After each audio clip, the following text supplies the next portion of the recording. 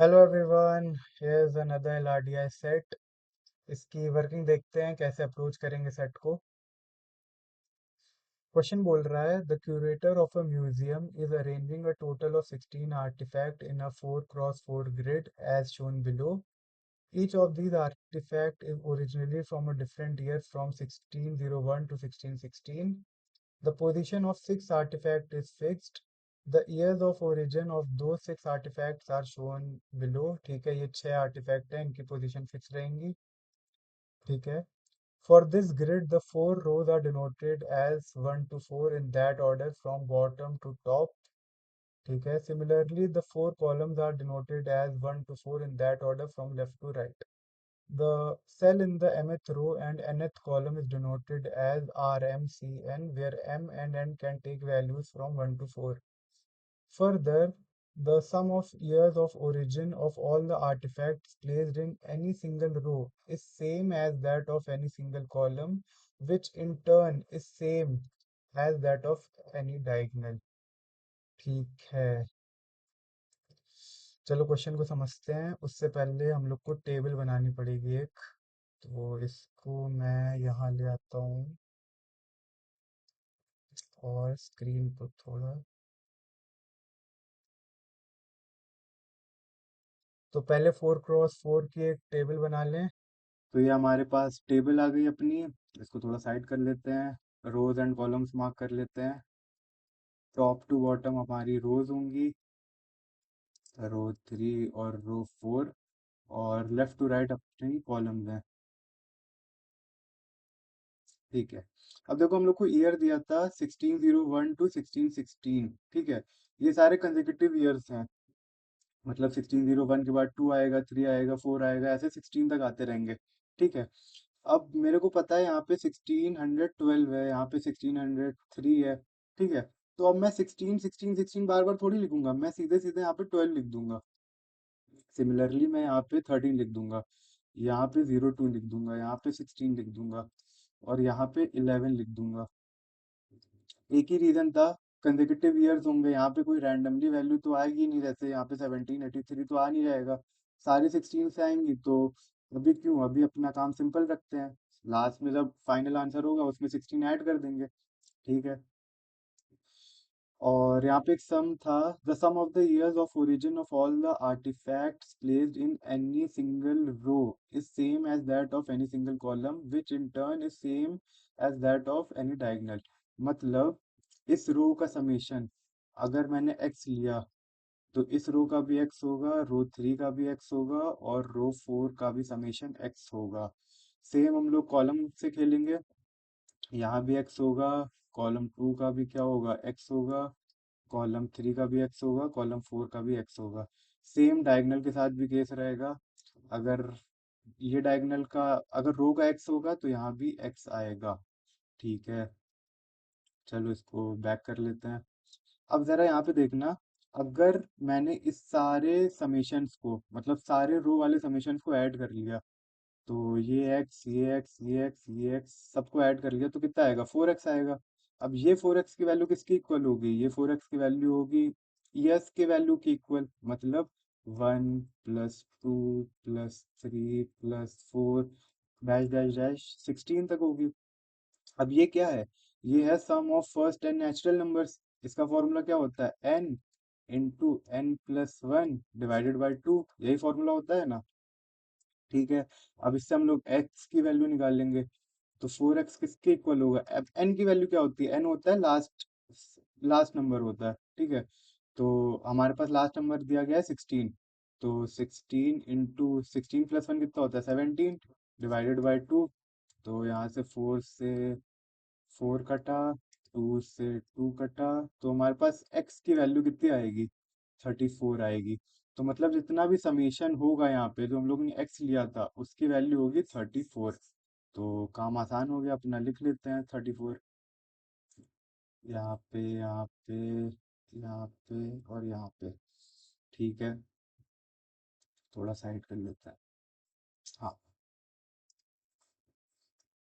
यहाँ पे 34, यहाँ पे 34, यहाँ पे 34, यहाँ पे 34, और कॉलम में भी 34 होगा क्योंकि इक्वल है. 34, 34 और 34। ठीक है, सेम डायगोनल का भी केस होगा। 34। अब हम लोग को सब की वैल्यू निकालनी है हर ग्रिड की। 34 से इक्वेट कर देंगे और वैल्यू निकल आएगी। ठीक है, अब ये डायगोनल का मुझे वैल्यू पता है 34 होना है। ठीक है, समेशन। तो 12 ऑलरेडी हो चुका है। 12 प्लस 2 कितना, 14। 14 प्लस 5 19। 34 बनाना है तो 19 में क्या ऐड करेंगे, 15 ऐड करेंगे। ठीक है, और एक हम लोग चीज़ करेंगे, यहाँ पे सारे नंबर लिख लेते हैं साइड, फिर उन्हें कैंसिल करते रहेंगे। तो हमारे पास दिखता रहेगा कौन से नंबर बच्चे हैं, कौन से नंबर नहीं बच्चे हैं। 6, 7, 8, 9, 10, 11, 12, 13, 14, 15, 16। ठीक है, अब यहाँ पे कैंसिल कर लेते हैं पहले। 12 हो चुका है, 13 हो चुका है, 2 हो चुका है, 16 हो चुका है, 15 हो चुका है, 5 हो चुका है और 11 हो चुका है। ठीक है, अब रो 2 पे आते हैं। रो 2 को चेक करते हैं। 34 चाहिए, 13 हो चुका है। 13 प्लस 2 15, 15 प्लस 11 26, 26। 34 बनाना है तो 8 आएगा यहाँ पे। ठीक है, तो 8 भी कैंसिल कर दो। ठीक है, अब देखते हैं। अब रो कॉलम 1 पे देखते हैं। ठीक है, ये वाले कॉलम पे देखते हैं इन दोनों की वैल्यू। 12 हो चुका है, 13 हो चुका है, 25 ऑलरेडी हो चुका है। हम लोग को 9 वैल्यू और चाहिए 34 बनाने के लिए। ठीक है, तो हम लोग के पास डिजिट देख लेते हैं कौन कौन से बच्चे हैं। 1 और 8 से 9 बनेगा तो 8 ऑलरेडी हो चुका है, तो 1 और 8 नॉट पॉसिबल है। ठीक है, 2 और 7 से बनेगा, 2 ऑलरेडी हो चुका है यहाँ पे, तो वो भी नॉट पॉसिबल है। 3 और 6 से 9 बन सकता है, 3 भी बचा है, 6 भी बचा है, तो वो पॉसिबिलिटी है। ठीक है, 9 किससे और बन सकता है, 4 और 5 से। 5 ऑलरेडी यूज हो चुका है, तो हमारे पास इतना पता है कि हम लोग को या तो यहाँ पे 3 आएगा या तो यहाँ पे 6 आएगा। सेम यहाँ पे उल्टा कर देंगे, या तो यहाँ पे 6 आएगा या यहाँ पे 3 आएगा। ठीक है, ये केस यहाँ पे बनेगा।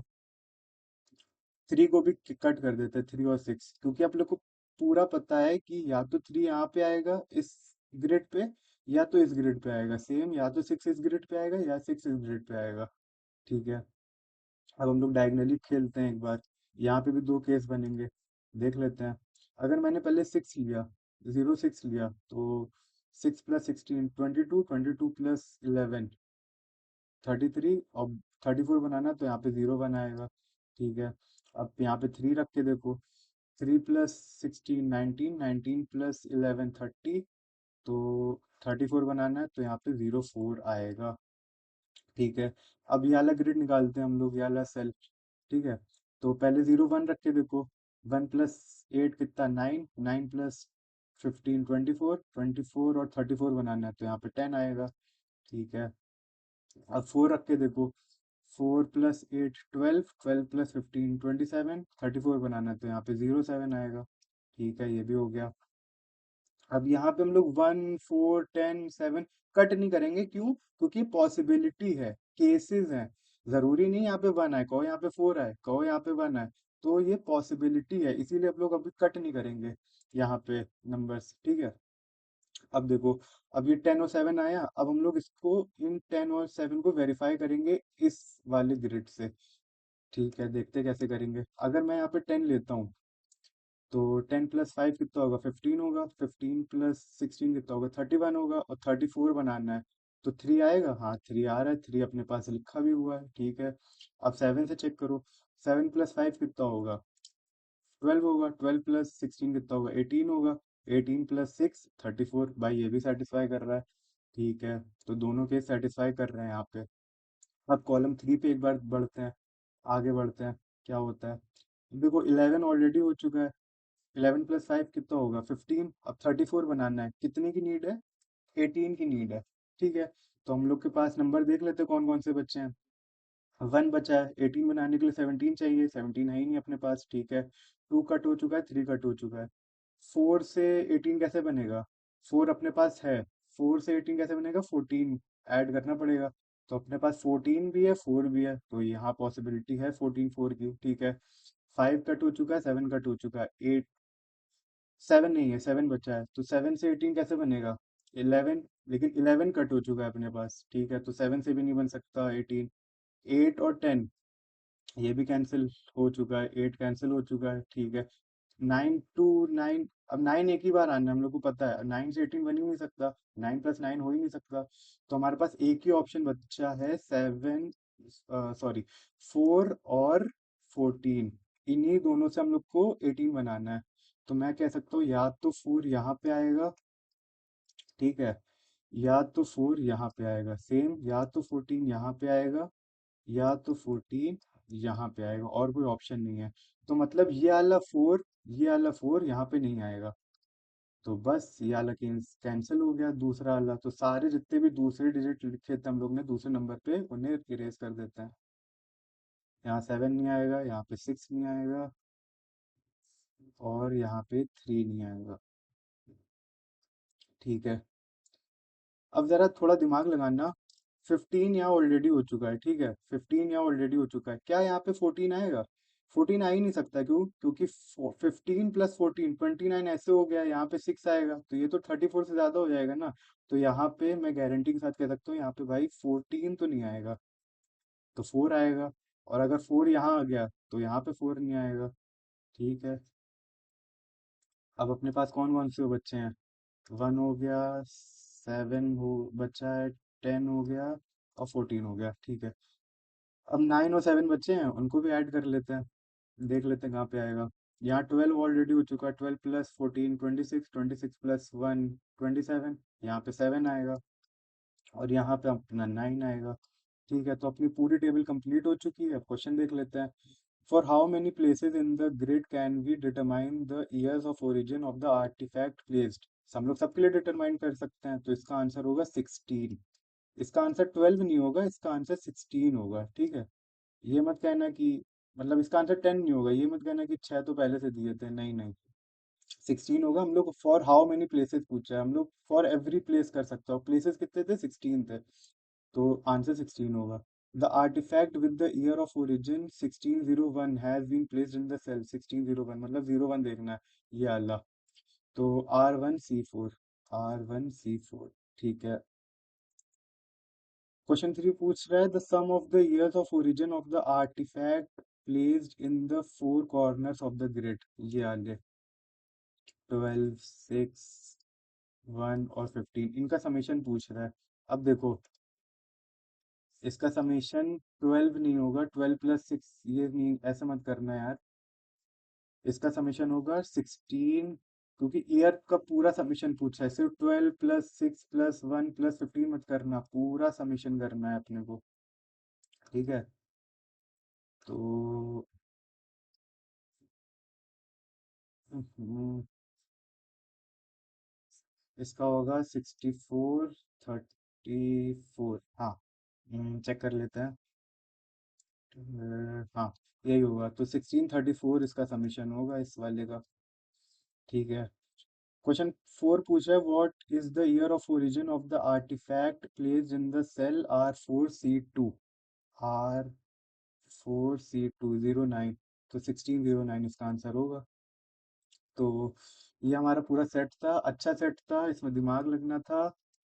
और that is all for this set, अगले सेट में मिलते हैं, थैंक यू, बाय बाय।